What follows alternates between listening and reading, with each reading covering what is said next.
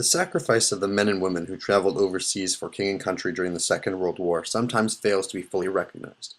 While no one would dare contradict the sacrifice made by the soldiers of the Canadian Armed Forces during 1939 and 1945, it seems to pale in our national narrative to the conditions, horror, and sacrifice that brave Canadians made during the First World War.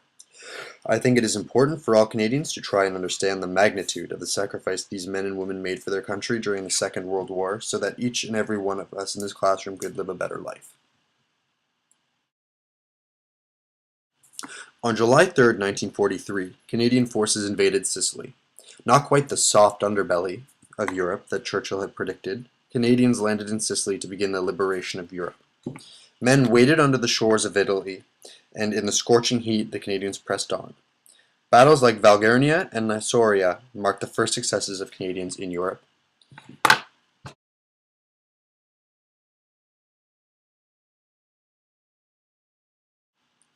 Ortona carries with it a special resonance for most Canadians. In damp and frigid clothes, Canadians approached the town presumed to be unoccupied. Canadians who advanced were met with murderous fire, and the men of the Edmonton Regiment were mowed down. The battle in the town was hell. Soldiers were buried in the wreckage of falling buildings, or brought down by German mines or snipers.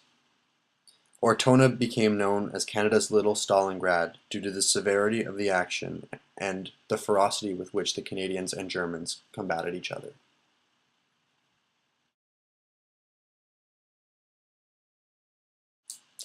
Dieppe is one of the most recognizable Canadian battles during World War II, and as Desmond Morton remarks, was a catastrophe. Much like Juno Beach, Canadians waded onto the shore without cover against heavy German fire. Of the Canadians that embarked on the raid, 1 in 5 perished. Though the lessons learned at Dieppe would be invaluable later, many Canadians made the ultimate sacrifice so that other Canadians might not have to later.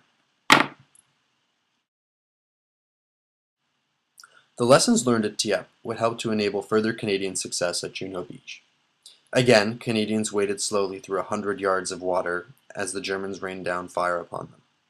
With no cover, Canadians pressed on, and once on the beach, soldiers did what many of their fathers had done 30 years earlier and began to dig trenches to seek refuge from the German fire.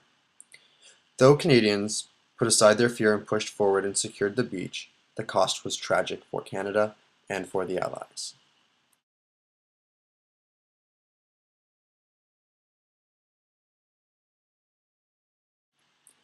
The city of Caen was the initial 48-hour objective of the Juno Beach landings.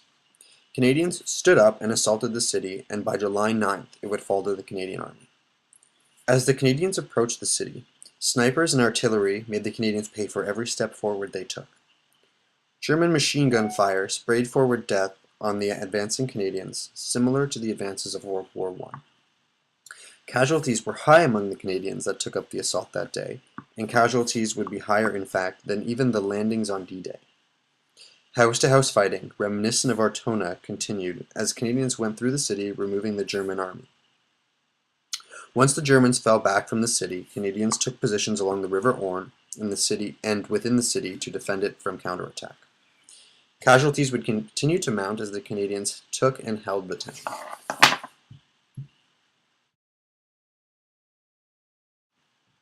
The Scheldt marked a treacherous end to the Canadian war effort in Europe. An action marked with amphibious landings in mud, Canadians pushed the Germans out of the area around Antwerp to provide supplies to the Allied war effort. Slit trenches provided no cover as the mud could not be dug into, and Canadians without cover continued to exhibit their bravery as they moved forward and evicted the Germans.